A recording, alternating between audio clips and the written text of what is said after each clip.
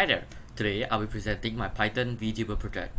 I made this as I was recommended a video on YouTube and wanted to make one. However, as I realized that the software was too complicated, I decided to code one myself.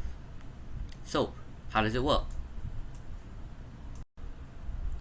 This project heavily relies on Pygame, which is a wrapper for STL2, as well as two supporting libraries which I coded myself. Firstly, the physics program, which uses Fillet integration to update the body physics, while the skin grabber uses the request library to get the Minecraft skin texture from the Minecraft database. This is the product of my Python vtuber project.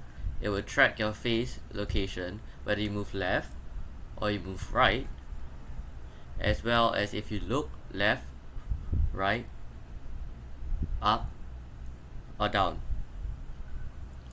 Whilst the frame rate is a bit low due to my recording software being run in the background, it also can change from different skins depending on which one is currently loaded into your Minecraft account.